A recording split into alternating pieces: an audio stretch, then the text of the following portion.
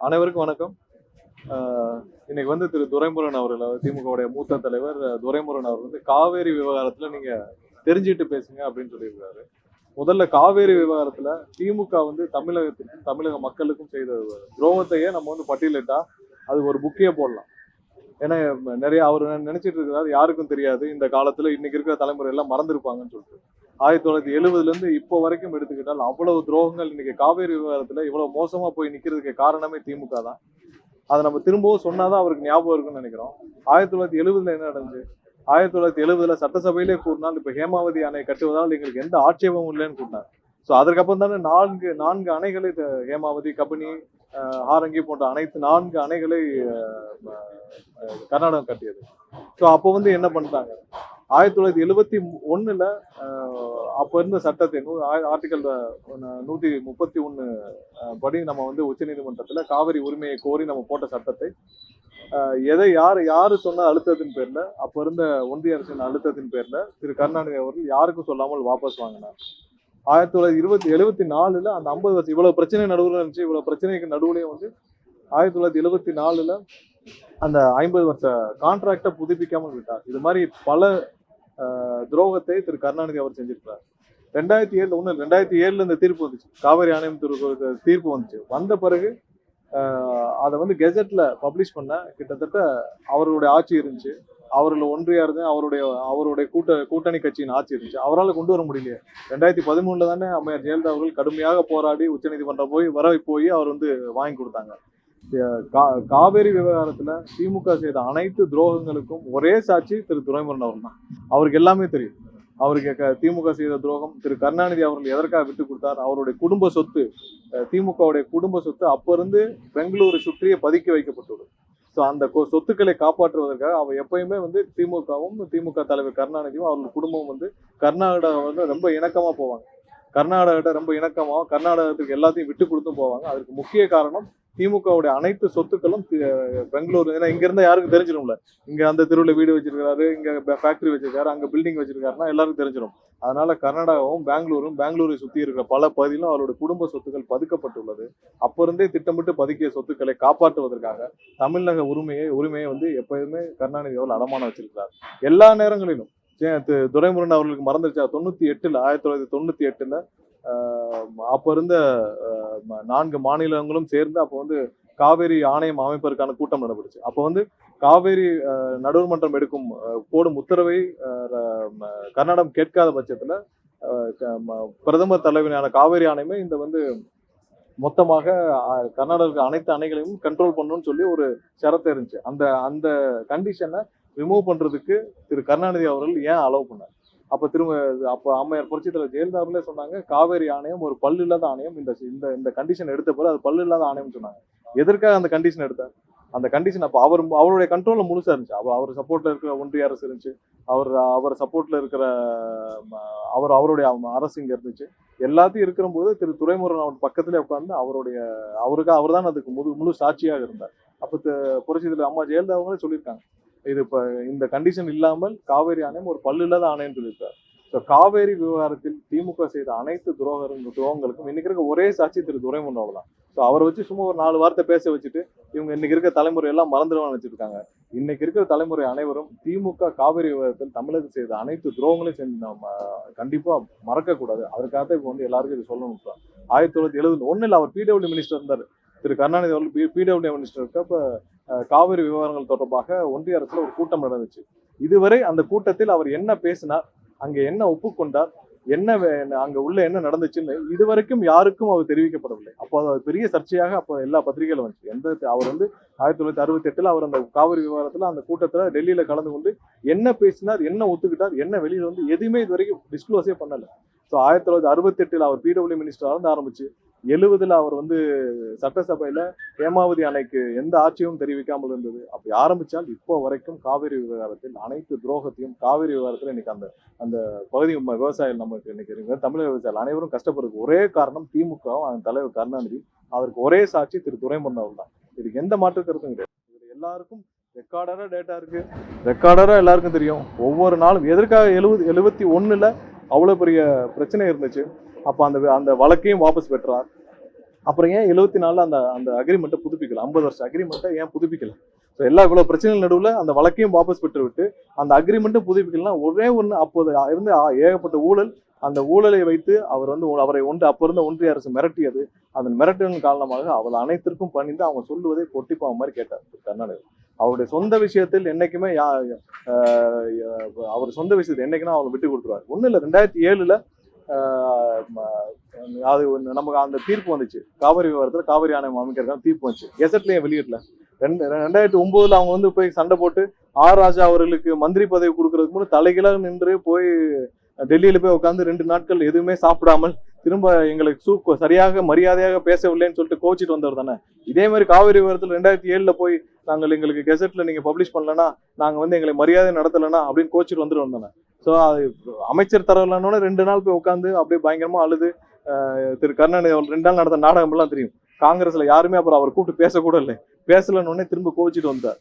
ராஜா அவர்களுக்கு மந்திரி பதவி கொடுக்க வேண்டும் என்று தலைகீழாக நின்று போராடி அப்போ வாங்க அவ்வளோ கஷ்டப்பட்டாருன்னா அதே மாதிரி என்னைக்கா காவேரிக்கு பேசியிருக்காரு. காவேரி விவகாரத்தில் திமுகவும் கருணாநிதி அவர்களும் செய்த அனைத்து துரோகத்துக்கும் மீண்டும் சொல்றோம், திரு துரைமுருகன் அவர்கள் தான் ஒரே சாட்சி. இன்னைக்கு வந்து சும்மா சப்பக்கட்டு பேசிட்டு இருக்காரு.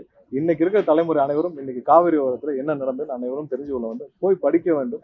இவர் திமுக தமிழகத்திற்கு எவ்வளவு பெரிய தீய சக்தின்னு ஏன் எல்லாரும் சொல்லிட்டு இருந்தாங்க அனைவரும் தெரிஞ்சுக்க வேண்டும். திமுக ஏன் தீய சக்தி, திமுக ஏன் தமிழகத்தில் விரட்டப்பட வேண்டும் எல்லா விவரத்தையும் இன்னைக்கு இருக்க தலைமுறை தெரிஞ்சுக்கொள்ள.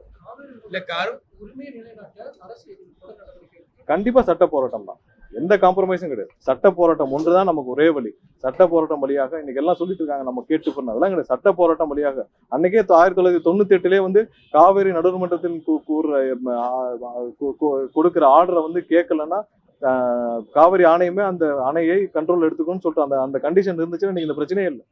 இன்னைக்கு வந்து பிரதமர் தலைமையிலான அந்த காவிரி ஆணையத்திற்கு அவங்களே வந்து எடுத்துக்கலாம்னு சொல்லி எனக்கு அந்த கண்டிஷனா இருந்துச்சுன்னா இன்னைக்கு இவ்வளவு பிரச்சனையே கிடையாது. ஸோ அதை எடுத்ததே திரு கருணாநிதி அவர்கள் தான். ஸோ நமக்கு சட்ட போராட்டம் மட்டும் தான் ஒரே வழி, வேற எந்த வழியும் கிடையாது. சரி, இப்போ சட்டப்பூர்வமாக நம்ம வந்து போய் மேகதாது அணை கட்டப்படுறதுக்கான அதுக்கான அனுமதி கண்டிப்பாக கிடைக்க போறதில்லை. நம்ம அதுக்கான அனைத்து சட்ட போராட்டங்களும் எடுத்துட்டு இருக்கோம்.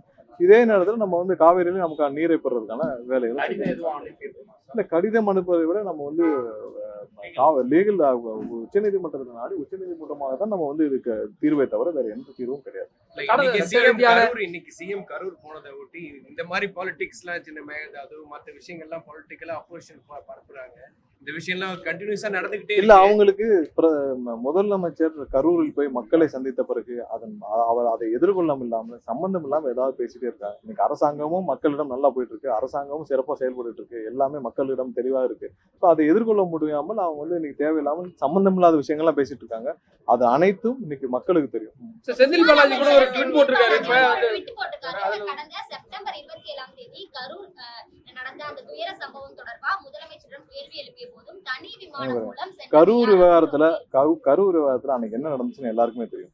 இவங்க எல்லாம் சம்பவம் நடந்து அதாவது 8 மணிக்கு 5 நிமிஷத்துக்குள்ள எப்படி செந்தில் பாலாஜி அந்த கவர்மெண்ட் ஹாஸ்பிட்டல்ல போனாரு, கேமராவோட போனாரு, லைவ் கேமராவோட எப்படி போனாரு, பக்கத்திலே காத்துக்கிட்டு இருந்தாரா செந்தில் பாலாஜி? முதல் கொஸ்டின். எங்களுக்கு 8:10 தான் தெரியும். அந்த மரணம் குறித்து 8:10 பத்திரிகையாளர் ஒரு சில பேர் என்கிட்ட சொன்னப்பறம் தான் எங்களுக்கு 8:10 தான் தெரியும். அங்கிருந்த என்னுடன் அப்ப இருந்த எஸ்பி, நான் இது ஸ்டேட்மெண்ட்லயும் கொடுத்துருக்கோம், என் கூட அப்ப இருந்த எஸ்பிக்கு 8 மணிக்கு மேலதான் தெரியும். 7:50 8 மணிக்கு மேலதான். 8 மணிக்கு 8:10 நான் எஸ்பி கிட்ட நான் போன்ல பேசினப்ப ஏதாவது யாருக்காவது உடம்பு சரியில்லையா, யாருக்காவது என்ன நான் கேட்டப்ப எஸ்பி என்கிட்ட சொன்னது ஒன்னும் இல்லை சார்ன்னு சொன்னார். ஸோ எங்களுக்கும் அங்க இருக்கிற எஸ்பிக்கு கூட தெரியாத விஷயம் செந்தில் பாலாஜிக்கு எப்படி தெரிஞ்சு? எஸ்பிக்கே தெரியாது. எஸ்பிக்கு நான் கொடுத்த ஸ்டேட்மெண்ட் இருக்கு. எஸ்பிக்கு நான் போன்ல 8:10 வரைக்கும் நாங்கள் அங்கிருந்து வண்டி மாறுற வரைக்கும் தொடர்புல தான் இருந்தோம். தெரியாது. எங்களை உள்ள விடாமல் அங்கிருந்து அனைத்து தமிழக வெற்றிக்கழக தொண்டர்களும் அடித்து விரட்டியது யார்? அங்கிருந்த இன்ஸ்பெக்டர் டிஎஸ்பியை வச்சு இந்த விஷயத்தை எல்லாம் செய்ய வச்சது யார்? இதெல்லாம் செஞ்ச பிறகு இங்க இருக்கிற எல்லாரையும் விரட்டினது யாரு? அங்க இருக்கிற எத்தனை தொண்டர்கள் கேமராவெல்லாம் எடுத்துட்டு அங்க இருந்து அடிச்சு விரட்டப்பட்டாங்கன்னு எங்களுக்கு தான் தெரியும். ஸோ எல்லாத்தையும் கண்ட்ரோல் எடுத்துட்டு 12 மணிக்கு உடனே சிஎம் வர வேண்டிய அவசியம் இல்லை. இதுக்கு முன்னாடி அந்த 5 வருஷத்துல என்னைக்காவது அப்ப இருந்த சிஎம் வந்து எங்கேயாவது எஞ்சி கிளம்பியிருக்கிறாரா? அவருடைய சொந்த வீட்டு விவகாரத்தை தவிர எங்கேயாவது எஞ்சி கிளம்பியிருக்காரா? உடனே எப்படி நீங்க வந்து சார்ட்டர் ஃபிளைட் புக் பண்ணி எங்க ரெடியா வச்சிருந்தீங்க? 1/2 மணி நேரத்துல சார்ட்டர் ஃபிளைட் ரெடியா இருக்கு, எல்லாமே ரெடியா இருக்கு. உடனே கிளம்பி கரூருக்கு நைட்டை வந்து இந்த மொத்த நாடகத்தையும் அரங்கேற்ற வேண்டிய காரணம் என்ன? எல்லாம் விட நீங்க அவ்வளவு போஸ்ட்மார்ட்டம் எவ்வளவு சீக்கிரமா முடிச்சீங்க? உடனே எல்லா கிரிமினேஷனையும் ஏன் பண்ணீங்க? அனைத்து கிரிமினேஷனையும் உடனே எப்படி பண்ணீங்க? எல்லாத்துக்கும் கேள்வி இருக்குல்ல, எல்லா கேள்விக்கும் பதில் உள்ள, இருக்குன்றத எல்லாத்துக்கும் பதில் வேணும்ல. நீங்க உடனே எல்லாருடைய உடலையும் அடக்கம் பண்ண வேண்டிய அவசியம் என்ன? எல்லாருக்கும் நைட்டா நீங்க வந்து உடனே 2 மணி நேரத்துல 3 மணி நேரத்துல ஒரு போஸ்ட்மார்ட்டம் பண்றதுக்கு 1.5 மணி நேரம் ஆகும்னு சொன்னாங்க. 1.5 மணி நேரம்னா நீங்க இப்போ அங்க இருக்கிற 40 பேருடைய போஸ்ட்மார்ட்டத்தையும் பண்றதுக்கு நீங்க எத்தனை டாக்டர் வேணும்? குறைஞ்சபட்சம் 30 டாக்டர்கள். உடனே 30 டாக்டர்கள் எங்கிருந்து வர வைக்கப்பட்டார்? 30-40 டாக்டர் எங்கிருந்து வர வைக்கப்பட்டார்? அனைத்து கேள்விகளுக்கும் எல்லாருக்கும் கேள்விகளுக்கும் பதில் தேவை. ஏன்னா அதுக்கான பதில் அப்ப இருந்த ஆட்சி, அவங்க இருந்த அனைத்து காவல்துறை அனைத்தையும் வச்சு அப்ப இருந்த ஒரு டீமே வச்சு இவர்கள் நிறைய ஆதாரங்களை அளித்தார்கள். இவருக்கு செந்தில் பாலாஜி கூட இருந்தார். எல்லாருக்கும் தெரியும். இவ்வளவு பேசுற செந்தில் பாலாஜி ஈடி வந்தப்ப கட்டில் கடியில போய் அழுதவர் தானே. கட்டில் கடியில போய் கடியில இருக்கிற கட்டில் காலை பிடிச்சிட்டு என்னை விட்டுருங்கன்னு அழுது கதறினவர் தானே. இதே இப்ப அரசு ஆஸ்பத்திரியில் போய் கட்டில் கீழே ஒளிஞ்சுக்கிட்டு என்னை காப்பாத்துங்கன்னு அழுது கதறினவர் தானே. ஏன் ஈடி வந்தா போய் பேசணும் தானே? கொள்ளையடிக்க தெரியுது, ஊரையே கொள்ளையடிக்க தெரியுது, கொள்ளையடிச்சு கேஸ் வாங்க தெரியுது, ஊரை கொள்ளையடிச்சு எல்லாருக்கும் பணம் வாங்க தெரியுது. ஆனா ஈடி வந்து தூக்குனா கட்டில் கடியில போய் தானே ஒளிஞ்சுக்கிட்டு அழுதாரு. அன்னைக்கு எல்லாரும் கேமரால பார்த்தோம்ல. இதே செந்தில் பாலாஜி தானே. இதே செந்தில் பாலாஜி தானே 4 பேர் தூக்கிட்டு வந்தாங்க. அதே இதுல பேண்ட் எல்லாம் ஈரமாக்கி கொண்டு வந்தது யாரு? இந்த செந்தில் பாலாஜிக்கெல்லாம் பேசுறதுக்கு தகுதியே கிடையாது. இந்த செந்தில் பாலாஜி பேசுறதுக்கு தகுதியே கிடையாது. இன்னைக்கு இந்த விவகாரத்துல இந்த குதிரை பேர விவகாரத்துல எங்களுடைய எம்எல்ஏ பர்ச்சேஸ் பண்ண அவர் சம்பந்தப்பட்ட ஆட்களிடம் 50 லட்சம் ரூபாய் ஹவாலா பணம் பிடிபட்டிருக்கு. அதற்கு பதில் சொல்லி ஆகும். 50 லட்ச ரூபாய் ஹவாலா பணம் பிடிபட்டிருக்கு. எல்லாத்துக்கும் பதில் சொல்ல வேண்டியது. செந்தில் பாலாஜி இப்ப எங்க இருக்கான்னு அவருடைய ட்விட்டரை வேணா யாராவது எடுத்து போட்டிருப்பாங்க. தெரிஞ்சோ தெரியாமலையோ செந்தில் பாலாஜி போன்ற ஆட்களை வைத்து திரு ஸ்டாலின் அவர் இன்னமும் ஆப்ரேட் பண்ணிட்டு இருக்கிறாரு. செந்தில் பாலாஜி போன்ற ஆட்களை வைத்து அவரே ஸ்டாலின் என்னென்ன பேசியிருக்காரு, அவர் பேசியதெல்லாம் சீக்கிரம் அவரே அதுக்கான விடையை சொல்லுவார்.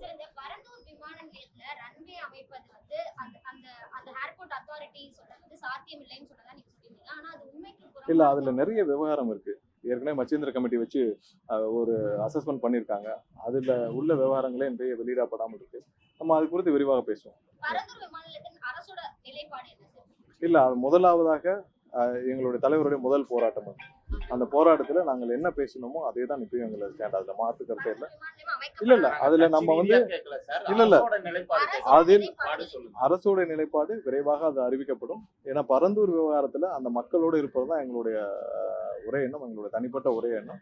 அதுல என்ன மாதிரியான நிலைப்பாடு என்பது அரசு சார்பாக விரைவில் இல்ல மச்சேந்திர கமிட்டியில இது சம்பந்தமான அசஸ்மெண்ட் போயிருக்கு. ஏன்னா அதுல நிறைய நீர்நிலைகள் இருக்குன்றதுதான் எல்லாருடைய எண்ணம். 1000 ஏக்கருக்கு மேல நீர்நிலைகள் இருக்கு. 1000 ஏக்கருக்கு மேல அதுல 2000 ஏக்கருக்கு மேல வந்து 3 போகங்கள் விளையக்கூடிய விளைநிலங்கள் இருக்கு. அதுல 10,000த்துக்கு ஏற்பட்ட குடும்பங்கள் அங்கே வாழ்ந்துட்டு இருக்காங்க. ஸோ இதெல்லாம் மாற்றி அந்த இடம் வந்து களிமண்ணா இருக்குது. அது வந்து ரன்வேக்கு பொருத்தம் இல்லைன்னு சொல்லி நிறைய கமிட்டியில அசஸ்மெண்ட்ல சொல்லியிருக்காங்க. நிறைய வல்லுநர்கள் சொல்லியிருக்காங்க. ஸோ நிறைய இதெல்லாம் ஆராய்ந்து விட்டு நம்ம முடிவுகள் எடுப்போம். வழக்கறிஞர்கள் நியமனம் வந்து எந்த அளவுக்கு போயிட்டு இருக்கு சார்? இல்ல எல்லாமே தெளிவாக முடிஞ்சிட்டு இருக்கு. தெளிவா அந்தந்த மாவட்ட ஆட்சியர் ப்ரொஃபைல் எல்லாம் எவாலுவேட் பண்ணி அந்த ப்ராசஸ் எந்த குளறுபடியும் கிடையாது. இதான் முதல் முறையாக ரொம்ப நாள் கழிச்சு 6000-7000 ப்ரொஃபைலுக்கு மேல வந்திருக்கு. எல்லா ப்ரொஃபைலும் எவாலுவேட் பண்ணி கரெக்டா அதை வந்து எவாலுவேட் பண்ணிட்டு இருக்காங்க. எந்த குளறுபடியும் கிடையாது. எந்த இடத்துலயும் அதுல தவறு யாராவது தவறாக சொன்னால் நேராக கம்ப்ளைண்ட் கொடுக்கலாம் சொல்லியிருக்கோம். எல்லா டிவியில சோசியல் மீடியால இல்லை. கம்ப்ளைண்ட் கொடுங்க. யாராவது தவறு செய்திருந்தால் கண்டிப்பா 100% அவர் மீது நடவடிக்கை எடுக்கும். எந்த அரசியல் தலைவர் அவங்களுக்கே வந்து பத்திரம் போட்டு கொடுக்கறதுக்கான நடவடிக்கையில HRMC இறங்கி இருக்கிறதா பாஜக மாநில தலைவர் இல்ல, அவருக்கு திரு நயினார் அவர்கள் வந்து தெரியாம பேசிட்டு இருக்காரு. இது வந்து இப்ப கரூர்ல வந்து கிட்டத்தட்ட 3500க்கும் மேற்பட்ட பட்டாக்கள் வந்து கொடுக்கப்பட்டது சம்பந்தமா பேசியிருக்காரு. திரு நயினார் அவர்கள் முதல்ல என்ன நடந்துச்சுன்னு போய் பார்க்கணும். யாராவது எழுதுறாங்கன்னா சோசியல் மீடியாவில் எழுத வச்சு பேச வேண்டாம். ஸோ இது வந்து 1963ல இனாம் ஒழிப்பு சட்டத்தின்படி கொடுக்கப்பட்ட இடம். ஸோ அப்போ வந்து என்னன்னா நிறைய மக்களுக்கு அவங்க வந்து அங்க இருக்கிற இனாம்தாரர்கள் அவங்க வந்து நிலங்களை கொடுத்து அவங்களுக்கு உழுகிறதுக்கு இல்ல அவங்கள வந்து அதுல விவசாயம் செய்யறதுக்கு கொடுத்திருந்த இடங்கள். அப்போ 1963ல இனாம் ஒழிப்பு சட்டத்தின் மூலமாக அவங்களுக்கு அப்பயே பட்டா கொடுக்கப்பட்டுச்சு. ஸோ அப்போ 3400 குடும்பங்களுக்கு அப்பயே பட்டா கொடுக்கப்பட்டிருக்கு. ஸோ அது அப்போவே எல்லாருக்கும் பட்டா கொடுக்கப்பட்டு தாசில்தார் எல்லாம் கொடுக்கப்பட்டு எல்லா பட்டா மாறுதெல்லாம் செய்யாம விட்டுச்சு. ஸோ அதை இப்போ ஒரு சில பேர் எடுத்துட்டு வந்து இது கோயில் நிலங்கன்றாங்க. அது 1963லே கொடுத்து 2-3 தலைமுறையாக வாழ்ந்துட்டு வர மக்கள் 3500 பட்டானா இப்போ எப்படியும் நீங்க அங்க வந்து ஒரு 2-3 தலைமுறை கடந்தனா ஒரு 10,000 குடும்பமா இருக்கும். ஸோ 10,000 குடும்பமும் ஒரு 100 வருஷத்துக்கு மேல 150 வருஷத்துக்கு மேல அவங்க வந்து அங்க வாழ்ந்த இடம். அவங்க அங்கே விவசாயம் செய்த இடம், அதை வாழ்ந்துட்டு இருக்கிற இடம், அதை அரசே தான் ஒரு இன ஒழிப்பு சட்டம்னு கொண்டு வந்து அந்த சட்டத்தின் மூலமா 1963 கொடுக்கப்பட்ட இடம். ஸோ அந்த இடத்த இப்போ யாரோ ஒரு சில பேர் வந்து பழைய கெசட் எடுத்துட்டு போய் இது கோயில் நிலம்னு சொல்றாங்க. அது சட்டப்பூர்வமாக அரசே வந்து இனமாக கொடுக்கப்பட்ட இடம். அப்போ அந்த 1963 அந்த இடம் என்னவா இருந்திருக்கும்? எதுவுமே எதுக்குமே உதவாத ஒரு இடமா இருந்திருக்கும். அப்போ அந்த காலத்துல அவங்க வந்து ஏழை எளிய மக்களுக்கு இன ஒழிப்பு சட்டமாக உருவாக்கி அப்போ மெட்ராஸ் பிரசிடென்சி இந்த காலத்துல கொடுத்துருக்காங்க. ஸோ அதை இப்போ வந்து அந்த பட்டாவை இப்போ ரெகுலரைஸ் பண்ணிருக்கோம். வேற எதுவும் புதிதாக கோயில் நிலத்தையோ யாருடைய நிலத்தையோ எடுத்து கொடுக்கவில்லை. அரசு 1963 கொடுக்குறார். அதை திரு நயினார் அவர்கள் முதல்ல பார்த்து என்ன தெரிஞ்சுக்கணும், 10,000 குடும்பங்களை வெளியேற்றுவதற்கு இந்த அரசு தயாராக இல்லை. அதை நயினார் புரிஞ்சுக்கணும். 10,000 குடும்பங்களை இந்த அரசு ஒரு 30,000-40,000 மக்களை வெளியேற்றுவதற்கு இந்த அரசு தயாராக இல்லை. 1963 ஒரு சட்டம் போடப்பட்டு தமிழக அரசு அப்போ இருந்த மெட்ராஸ் பிரசிடென்சி என்ன சட்டம் போட்டு என்ன கொடுத்தாரோ அதை இப்பொழுது ரெகுலரைஸ் பண்ணியிருக்கோம். அது எந்த விதிமீறலும் கிடையாது. கோயில் நிலத்தை எதுவுமே கொடுக்கல. அப்போ வந்து அது கோயிலுக்கு இனாமாக கொடுக்கப்பட்ட நிலம். அந்த நிலத்தை இப்போ இனாம் சட்டம் ஒழிப்பு மூலமாக இனாம் ஒழிப்பு சட்டத்தின் மூலமாக அதை வந்து கொடுக்கப்பட்டது. எந்த அதுல விதிமீறலும் கிடையாது. தவறான தகவல் அதை வச்சுக்கிட்டு அவர் வந்து பேசிட்டு இருக்கார். கோயில் நிலத்தை கொடுக்கவில்லை. அது இன்னைக்கு இருக்க மார்க்கெட் வேலையெல்லாம் போட்டு பல ஆயிரம் கோடியில் அப்படின்னு அதுல கிட்டத்தட்ட 10,000 குடும்பங்கள் இருக்கு. அந்த மாதிரி ஒரு ஊரே ஒரு கிராமமே இருக்கு. பல கிராமங்கள் இருக்கு. அதெல்லாம் இன்னைக்கு வந்து மக்களை என்ன பண்ணுவீங்க? 10,000 குடும்பத்தை நீங்க வெளியேற்றுவீங்களா? வெளியேற்று என்ன பண்ணுவீங்க? சொந்த நாட்டிலே அகதியா வைப்பீங்களா?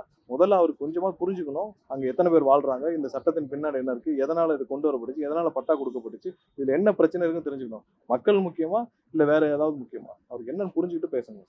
துணைவேந்தர்கள் நியமனம் பத்தி 5 பேர் கொண்ட கமிட்டியா போடுறேன்னு சொல்லியிருக்காங்க. அதை பத்தி அரசுடைய நிலைப்பாடு இல்ல, துணைவேந்தர் விவகாரத்துல இன்னைக்கு தமிழக யூனிவர்சிட்டிஸ் எல்லாம் அவ்வளவு பாதிக்கப்பட்டது.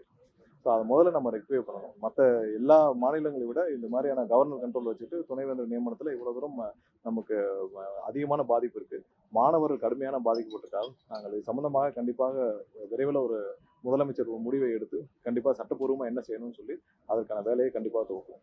சார், மின்தடை பிரச்சனை இன்னும் சில இடங்கள்ல தொடர்ச்சியா இருந்துட்டே இருக்கு. அண்மையில கூட பாலவாக்கம் பகுதியில இரவு முழுவதும் மின்தடை இருக்கு. பாலவாக்கத்தில் அங்க உள்ள கேபிள்ல அங்க இருக்கிற வேலை முழுவதுமா சரி செய்ய எவ்வளவு இல்ல கால அவகாசம் தேவை? பாலவாக்கத்தில் அங்கே இருக்கிற கேபிளை வந்து அங்கே இருக்கிற வேலை கான்ட்ராக்ட் வேலையில் செய்கிறவங்க அங்கே கட் பண்ணனால அது நடந்த தடை. ஸோ அது வந்து ஒரு சில மணி நேரங்கள் அது போராடி சரி செய்யப்பட்டது. கண்டிப்பாக எங்கெங்கெல்லாம் இந்த மாதிரியான ப்ராப்ளம் இப்போ கான்ட்ராக்ட் ஒர்க்கில் அங்கங்கே இப்போ கார்பரேஷன் நடக்கிற கான்ட்ராக்ட் ஒர்க்கில் தனியார்கள் வந்து கேபிளை கட் பண்ணிடுறாங்க. அதான் வந்து சிட்டிக்குள்ளே நம்ம ஃபேஸ் பண்ணுற பெரிய சேலஞ்சு தான். ஸோ பாலவாக்கத்தில் அதே மாதிரியான பிரச்சனைகள் வந்து சிட்டிக்குள்ளே கேபிள் அவங்க வந்து தோண்டும் பொழுது பண்ணிட்டாங்க. ஒரு முன்னாடிலாம் ஒரு போன சில வாரங்களுக்கு முன்னாடி இதெல்லாம் கம்ப்ளைண்ட்டாக கொடுக்கப்பட்டு அவங்க மேலே எஃப்ஐஆர் ஃபைல் பண்ணப்பட்டுச்சு. ஏன்னா இது தெளிவாக சொல்லியிருக்காங்க, இந்த மாதிரியான நீங்கள் தோன்றதுக்கு முன்னாடி ஒரு கோஆர்டினேஷன் வச்சு அங்கே இருக்கிற இவியில் இருக்கிற ஏஐ எல்லாரையும் கூப்பிட்டு அவங்கள்ட்ட பெர்மிஷன் கேட்டுட்டு பண்ணுங்க. பட் ஒரு சில பேர் அந்த பெர்மிஷனை கேட்காமல் தோண்டிடுறாங்க. தோன்றதுனால கேபிள் கட் ஆயிருது. அதனால பெரிய அளவில் பாதிப்பு ஏற்படுது. அதில் ஸ்ட்ரிக்டாக நம்ம முன்னாடி சொல்லியிருக்கோம், எஃப்ஐஆர் போடுவோம், கம்ப்ளைண்ட் கொடுத்து கிரிமினல் எஃப்ஐஆர் ஃபைல் பண்ணுவோம்னு சொல்லியிருக்கோம். இனிமேல் கடுமையான நடவடிக்கை எடுக்கப்படும். இல்லை, கன்சியூம் ஒன்றும் பெரிய டிஃபரன்ஸ் இருக்காது. நம்ம அதை நமக்கு வந்து மின்சாரம் தட்டுப்பாடு நம்ம தேவையான அளவு வாங்கிட்டு தான் இருக்கும். மின்சார தட்டுப்பாடு இல்லை. பட் நமக்கு இந்த மாதிரியான ஃபால்ட் வந்துட்டு தான் இருக்கு. அதை சரி செய்யறதுக்கான டீமும் நம்ம தயாராக தான் வச்சிருக்கோம். முதலமைச்சர் இன்னைக்கு பேசும்போது ஒரு முக்கியமான ரோடு ப்ராஜெக்ட் வந்து நாங்க கேன்சல் பண்ணிருக்கோம் அப்படின்னு சொல்லியிருக்காரு. ஏன்னா பெரிய ப்ராஜெக்ட் நிறைய வேல்யூ ஏத்தி நிறைய இடத்துல இவருடைய எஸ்டிமேஷன்ல நிறைய ப்ராப்ளம் இருக்கு.